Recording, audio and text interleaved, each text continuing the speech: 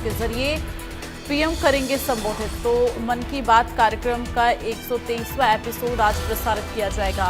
मन की बात कार्यक्रम को मुख्यमंत्री नायब सिंह सैनी गुरुग्राम में सुनेंगे। 123वें एपिसोड को सुनेंगे सीएम सैनी। बीजेपी प्रदेश अध्यक्ष मोहनलाल भड़ौले भी इस दौरान गुरुग्राम में सीएम के साथ मौजूद रहेंगे और वो प्रधानमंत्री नरेंद्र मोदी के मन की बात कार्यक्रम का 123वां एपिसोड सुनेंगे। एक साथ योग किया। विशाखापत्तनम से ही एक और अद्भुत दृश्य सामने आया। 2000 से ज्यादा आदिवासी छात्रों ने 108 मिनट तक 108 सूर्य नमस्कार किए। सोचिए कितना अनुशासन, कितना समर्पण रहा होगा। हमारे नौसेना के जहाजों पर भी योग की भव्य झलक दिखी।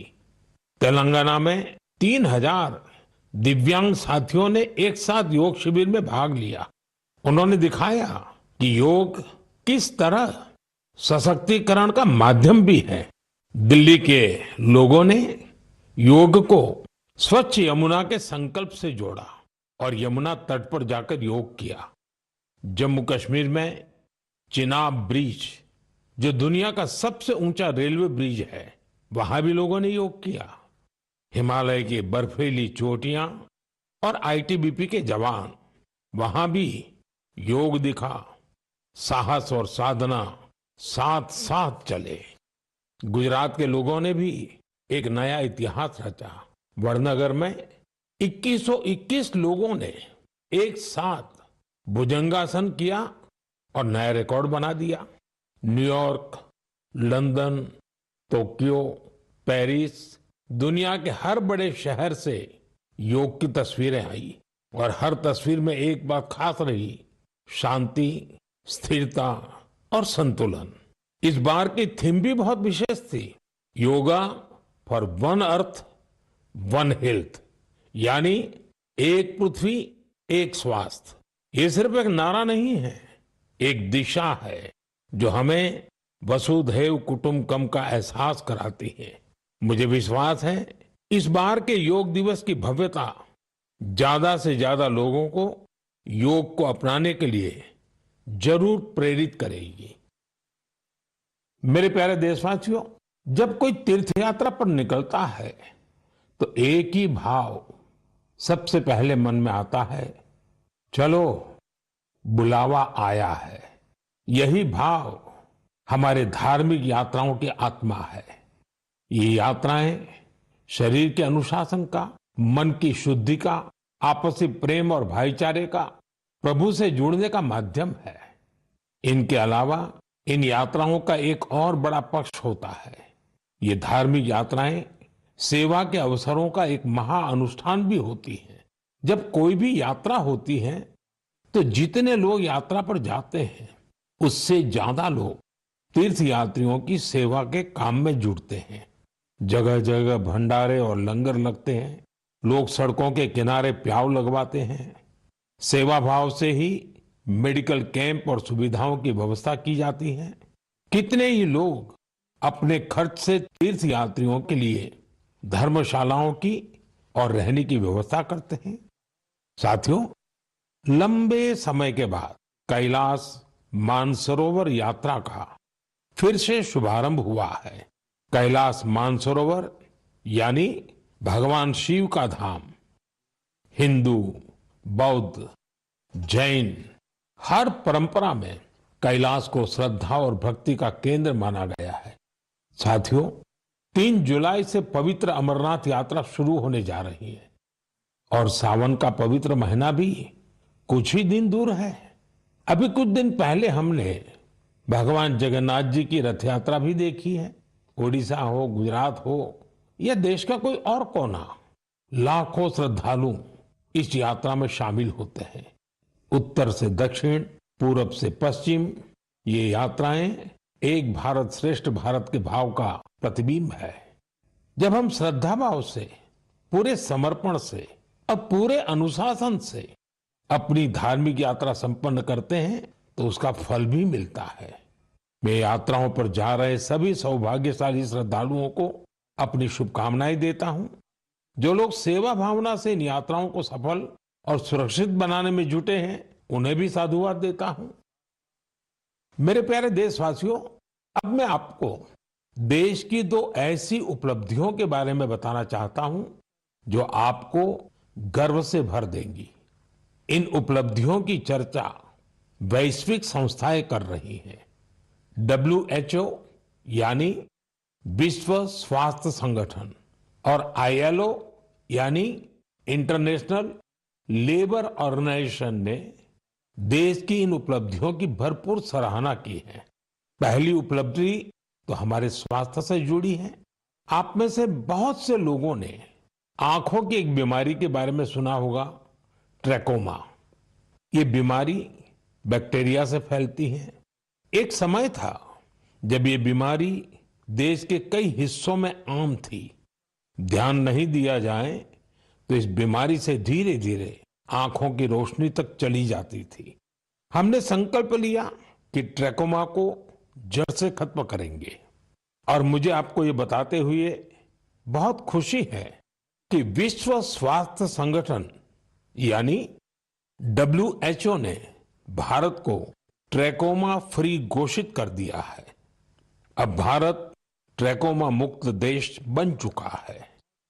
ये उन लाखों लोगों की मेहनत का फल है जिन्होंने बिना थके, बिना रुके इस बीमारी से लड़ाई लड़ी। ये सफलता हमारे हेल्थ वर्कर्स की है। स्वच्छ भारत अभियान से भी इसे मिटाने में बड़ी मदद मिली। जल जीवन मिशन का भी इस सफलता में बड़ा योगदान रहा। आज जब घर घर नल से साफ पानी पहुंच रहा है तो ऐसी बीमारियों का खतरा कम हो गया है। विश्व स्वास्थ्य संगठन WHO ने भी इस बात की सराहना की है कि भारत ने बीमारी से निपटने के साथ साथ उसके मूल कारणों को भी दूर किया है। साथियों, आज भारत में ज्यादातर आबादी किसी न किसी सोशल प्रोटेक्शन बेनिफिट का फायदा उठा रही है और अभी हाल ही में इंटरनेशनल लेबर ऑर्गेनाइजेशन ILO की बड़ी अहम रिपोर्ट आई है। इस रिपोर्ट में कहा गया है कि भारत की 64%, 64% से ज्यादा आबादी को अब कोई न कोई सोशल प्रोटेक्शन बेनिफिट जरूर मिल रहा है। सामाजिक सुरक्षा ये दुनिया की सबसे बड़ी कवरेज में से एक है। आज देश के लगभग 95 करोड़ 95 करोड़ लोग किसी ना किसी सोशल सिक्योरिटी योजना का लाभ पा रहे हैं, जबकि 2015 तक 25 करोड़ से भी कम लोगों तक सरकारी योजनाएं पहुंच पाती थी। साथियों, भारत में स्वास्थ्य से लेकर सामाजिक सुरक्षा तक हर क्षेत्र में देश सैचुरेशन की भावना से आगे बढ़ रहा है। ये सामाजिक न्याय की भी उत्तम तस्वीर है। इन सफलताओं ने एक विश्वास जगाया है कि आने वाला समय और बेहतर होगा। हर कदम पर भारत और भी सशक्त होगा। मेरे प्यारे देशवासियों, जन भागीदारी की शक्ति से बड़े बड़े संकटों का मुकाबला किया जा सकता है। मैं आपको एक ऑडियो सुनाता हूं। इस ऑडियो में आपको उस संकट की भयावहता का अंदाजा लगेगा। वो संकट कितना बड़ा था, पहले वो सुनिए, समझिए। आखिर ये जो जुल्म हुआ 2 साल तक, जुल्म तो 5-7 साल से शुरू हो गया था, मगर वो शिखर पर पहुंच गया है 2 साल में जब इमरजेंसी लोगों पर ठोक दी और अमानुषी बर्ताव लोगों के साथ किया गया। लोगों के स्वतंत्रता के हक छीन लिए गए। अखबारों को कोई स्वतंत्रता न रही। न्यायालय बिल्कुल निर्बल बना दिए गए और जिस ढंग से 1 लाख से ज्यादा लोगों को जेल में बंद कर दिए और फिर अपने मनमानी राज की ओर से होती रही, उसकी मिसाल दुनिया के इतिहास में भी मिलना मुश्किल है। साथियों, ये आवाज देश के पूर्व प्रधानमंत्री श्रीमान मोरारजी भाई देसाई की है। उन्होंने संक्षेप में लेकिन बहुत ही स्पष्ट तरीके से इमरजेंसी के बारे में बताया। आप कल्पना कर सकते हैं वो दौर कैसा था।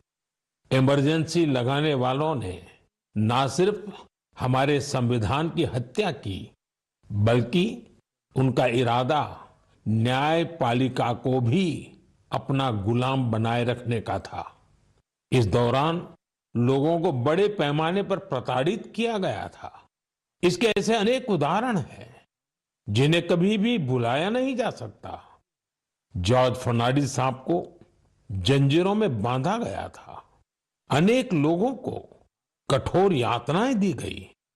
मिसा के तहत किसी को भी ऐसे ही गिरफ्तार कर लिया जाता था। स्टूडेंट्स को भी परेशान किया गया। अभिव्यक्ति की आजादी का भी गला घोंट दिया गया। साथियों, उस दौर में जो हजारों लोग गिरफ्तार किए गए, उन पर ऐसे ही अमानवीय अत्याचार हुए। लेकिन ये भारत की जनता का सामर्थ्य है कि वो झुकी नहीं, टूटी नहीं और लोकतंत्र के साथ कोई समझौता उसने स्वीकार नहीं किया। आखिरकार जनता जनार्दन की जीत हुई। आपातकाल हटा लिया गया और आपातकाल थोपने वाले हार गए। बाबू जगजीवन राम जी ने इस बारे में बहुत ही सशक्त तरीके से अपनी बातें रखी थी। बहनों और भाइयों, पिछला चुनाव नहीं था, भारत की जनता का एक महान अभियान था। उस समय के परिस्थितियों को बदल देने का, तानाशाही के धारा को मोड़ देने का और भारत में प्रजातंत्र की बुनियाद को मजबूत कर देने का। अटल जी ने भी तब अपने ही अंदाज में जो कुछ कहा था वो भी हमें जरूर सुनना चाहिए। बहनों और भाइयों, देश में जो कुछ हुआ उसे केवल चुनाव नहीं कह सकते। एक शांतिपूर्ण क्रांति हुई है। लोक शक्ति की लहर ने लोकतंत्र की हत्या करने वालों को इतिहास के कूड़ेदान में फेंक दिया है। साथियों, देश पर इमरजेंसी थोपे जाने के 50 वर्ष कुछ दिन पहले ही पूरे हुए हैं। हम देशवासियों ने संविधान हत्या दिवस मनाया है। हमें हमेशा उन सभी लोगों को याद करना चाहिए जिन्होंने इमरजेंसी का डटकर मुकाबला किया था। इससे हमें अपने संविधान को सशक्त बनाए रखने के लिए निरंतर सजग रहने की प्रेरणा मिलती है। मेरे प्यारे देशवासियों, आप एक तस्वीर की कल्पना कीजिए। सुबह की धूप पहाड़ियों को छू रही है। धीरे धीरे उजाला मैदानों की ओर बढ़ रहा है और उसी रोशनी के साथ बढ़ रही है फुटबॉल प्रेमियों की टोली। सीटी बजती है और कुछ ही पलों में मैदान तालियों और नारों से गूंज उठता है। हर पास, हर गोल के साथ लोगों का उत्साह बढ़ रहा है। आप सोच रहे होंगे कि कौन सी खूबसूरत दुनिया है। साथियों, ये तस्वीर असम के एक प्रमुख क्षेत्र बोडोलैंड की वास्तविकता है। बोडोलैंड आज अपने एक नए रूप के साथ देश के सामने खड़ा है। यहाँ के युवाओं में जो ऊर्जा है, जो आत्मविश्वास है, वो फुटबॉल के मैदान में सबसे ज्यादा दिखता है। बोडो टेरिटोरियल एरिया में बोडोलैंड कैंप कप का आयोजन हो रहा है। ये सिर्फ एक टूर्नामेंट नहीं है, ये एकता और उम्मीद का उत्सव बन गया है। 3,700 से ज्यादा टीमें, करीब 70,000 खिलाड़ी और उनमें भी बड़ी संख्या में हमारी बेटियों की भागीदारी। ये आंकड़े बोडोलैंड में बड़े बदलाव की गाथा सुना रहे हैं। बोडोलैंड अब देश के खेल नक्शे पर, स्पोर्ट्स के मैप पर अपनी चमक और बढ़ा रहा है।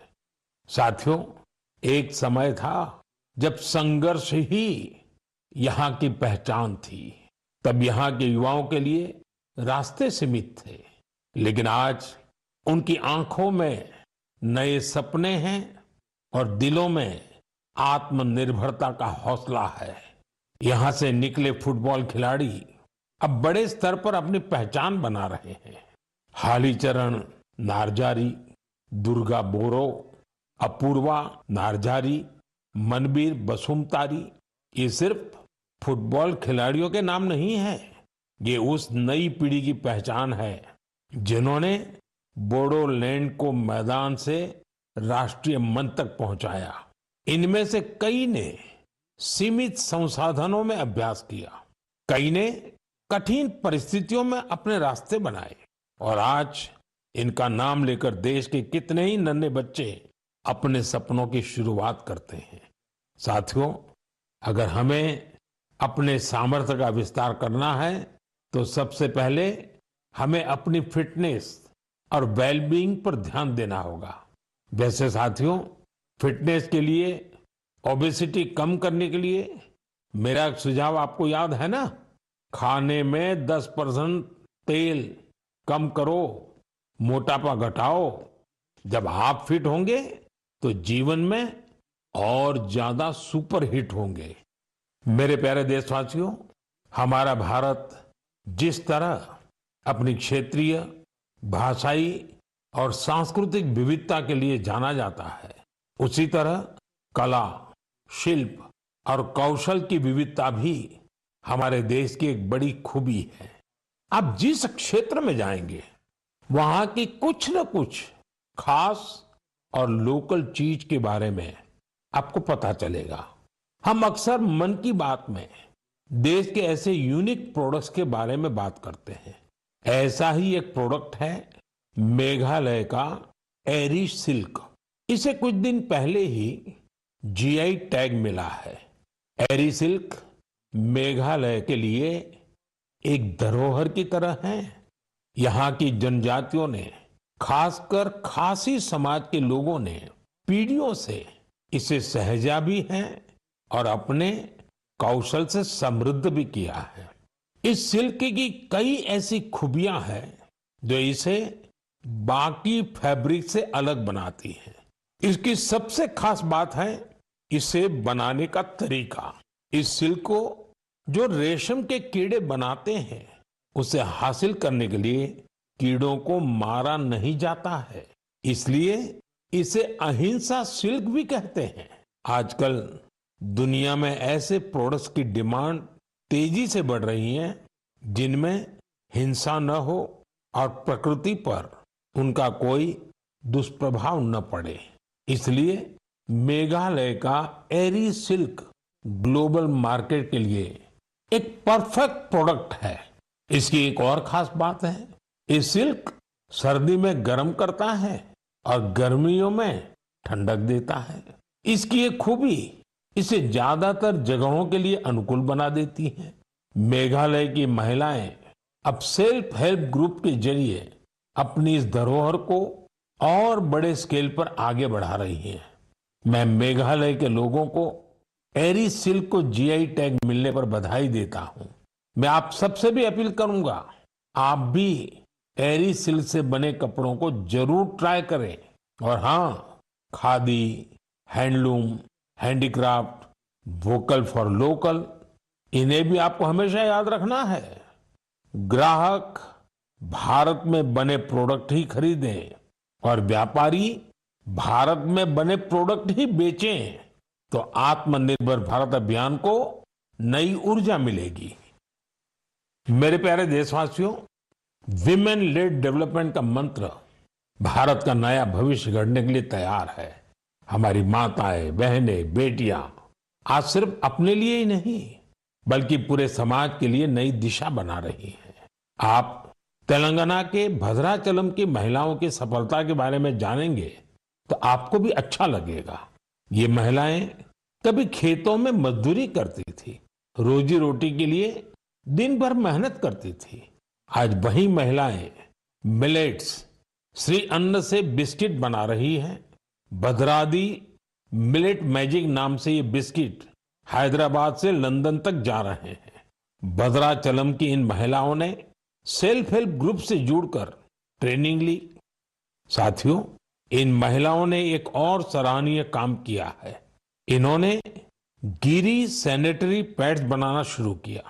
सिर्फ 3 महीने में 40,000 पैड्स तैयार किए और उन्हें स्कूलों और आसपास के ऑफिसों में पहुंचाया, वो भी बहुत ही सस्ती कीमत पर। साथियों, कर्नाटका के कलबुर्गी की महिलाओं की उपलब्धि भी बेहतरीन है। इन्होंने ज्वार की रोटी को एक ब्रांड बना दिया है। इन्होंने जो कोऑपरेटिव बनाई है उसमें हर रोज 3,000 से ज्यादा रोटियां बन रही हैं। इन रोटियों की खुशबू अब सिर्फ गांव तक सीमित नहीं है। बेंगलुरु में स्पेशल काउंटर खुल चुका है। ऑनलाइन फूड प्लेटफॉर्म पर ऑर्डर आ रहे हैं। कलबुर्गी की रोटी अब बड़े शहरों के किचन तक पहुंच रही है। इसका बहुत शानदार असर इन महिलाओं पर पड़ा है। उनकी आय बढ़ रही है। साथियों, अलग अलग राज्यों की इन गाथाओं में अलग अलग चेहरे हैं, लेकिन उनकी चमक एक जैसी है। ये चमक है आत्मविश्वास की, आत्मनिर्भरता की। ऐसा ही एक चेहरा है मध्य प्रदेश की सुमा उइके। सुमा जी का प्रयास बहुत सराहनीय है। उन्होंने बालाघाट जिले के कटंगी ब्लॉक में सेल्फ हेल्प ग्रुप से जुड़कर मशरूम की खेती और पशुपालन की ट्रेनिंग ली। इससे उन्हें आत्मनिर्भरता की राह मिल गई। सुमा उइके की आय बढ़ी तो उन्होंने अपने काम का विस्तार भी किया। छोटे से प्रयास से शुरू हुआ ये सफर अब दीदी कैंटीन और थर्मल थेरेपी सेंटर तक पहुंच चुका है। देश के कोने कोने में ऐसी ही अनगिनत महिलाएं अपना और देश का भाग्य बदल रही हैं।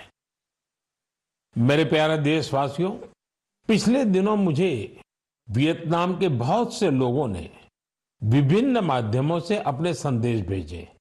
इन संदेशों की हर पंक्ति में श्रद्धा थी, आत्मीयता थी। उनकी भावनाएं मन को छूने वाली थी। वो लोग भगवान बुद्ध के पवित्र अवशेषों, रेलिक्स के दर्शन कराने के लिए भारत के प्रति अपना आभार प्रकट कर रहे थे। उनके शब्दों में जो भाव थे वो किसी औपचारिक धन्यवाद से बढ़कर थे।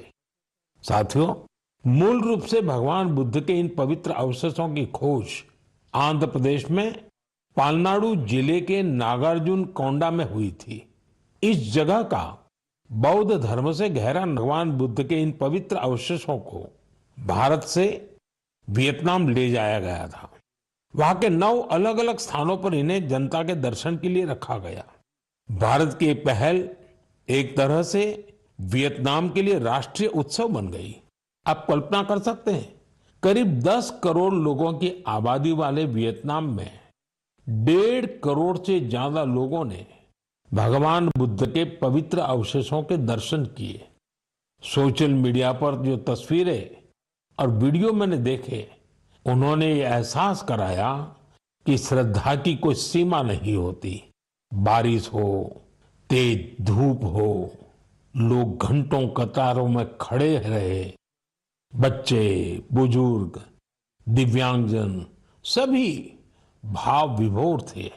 वियतनाम के राष्ट्रपति, उप प्रधानमंत्री, वरिष्ठ मंत्री, हर कोई नतमस्तक था। इस यात्रा के प्रति वहां के लोगों में सम्मान का भाव इतना गहरा था कि वियतनाम सरकार ने इसे 12 दिन के लिए और आगे बढ़ाने का आग्रह किया था और इसे भारत ने सहर्ष स्वीकार कर लिया। साथियों, भगवान बुद्ध के विचारों में वो शक्ति है जो देशों, संस्कृतियों और लोगों को एक सूत्र में बांधती है।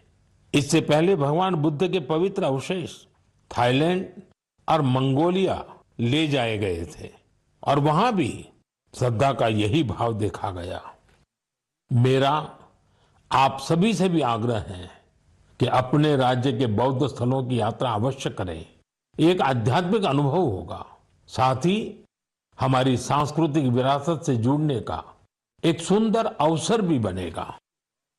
मेरे प्यारे देशवासियों, इस महीने हम सब ने विश्व पर्यावरण दिवस मनाया। मुझे आपके हजारों संदेश मिले। कई लोगों ने अपने आसपास के उन साथियों के बारे में बताया जो अकेले ही पर्यावरण बचाने के लिए निकल पड़े थे और फिर उनके साथ पूरा समाज जुड़ गया। सबका यही योगदान हमारी धरती के लिए बड़ी ताकत बन रहा है। पुणे के श्री रमेश खरमाले जी, उनके कार्यों को जानकर आपको बहुत प्रेरणा मिलेगी।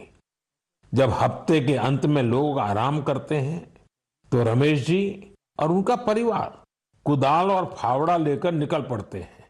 जानते हैं कहां? जुन्नर की धूप हो या ऊंची चढ़ाई, उनके कदम रुकते नहीं। वो झाड़ियां साफ करते हैं, पानी रोकने के लिए ट्रेंच खोदते हैं और बीज बोते हैं। उन्होंने सिर्फ 2 महीनों में 70 ट्रेंच बना डाले। रमेश जी ने कई सारे छोटे तालाब बनाए हैं, सैकड़ों पेड़ लगाए हैं। वो एक ऑक्सीजन पार्क भी बनवा रहे हैं। नतीजा ये हुआ कि यहां अब पक्षी लौटने लगे हैं, वन्य जीवन को नई सांसें मिल रही हैं। साथियों, पर्यावरण के लिए एक और सुंदर पहल देखने को मिली है गुजरात के अहमदाबाद शहर में।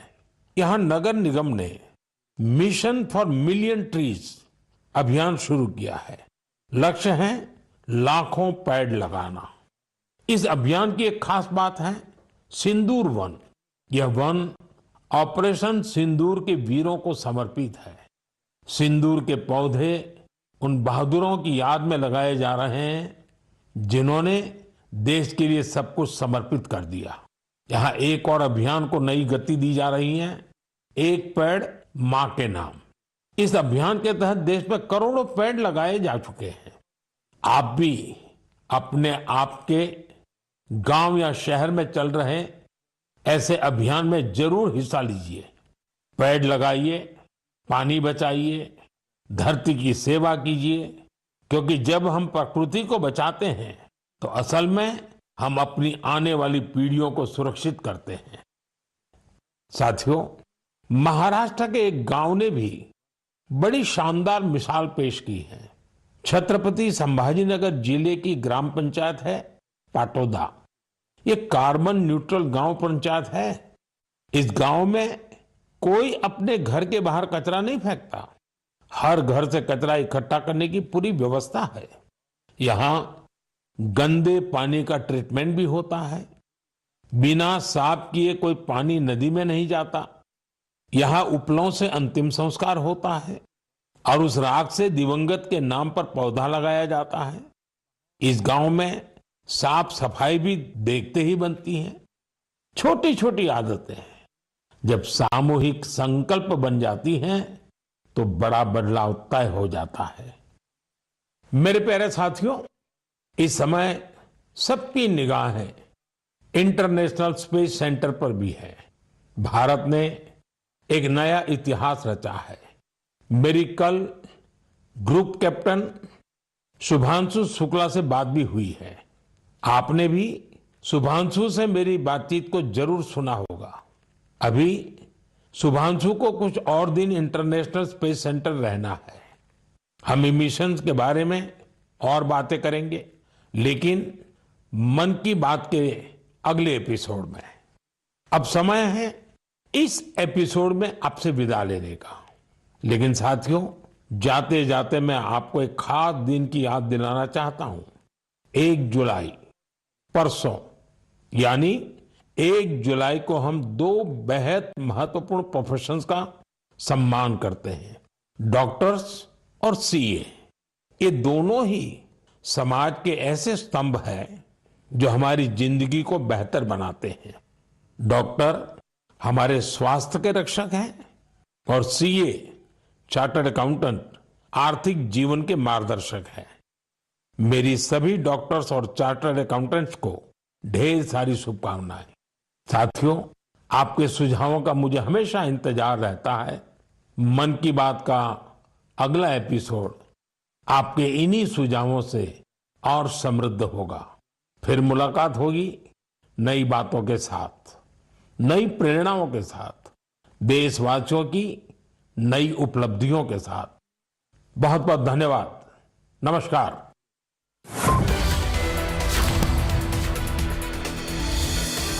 तो प्रधानमंत्री नरेंद्र मोदी ने मन की बात की ये बड़ी जानकारी आप तक पहुंचा रहे हैं। 123वें कार्यक्रम को प्रधानमंत्री ने संबोधित किया।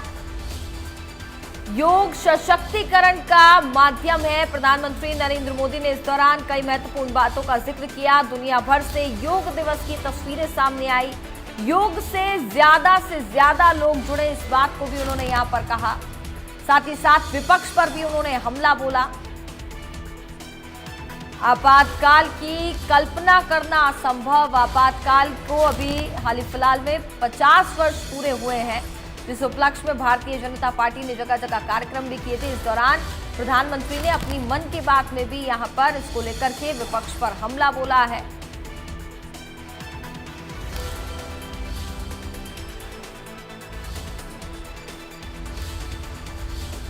साथ ही भारत में अब ट्रेकोमा का एक भी मरीज नहीं है, ये भी उन्होंने जिक्र किया।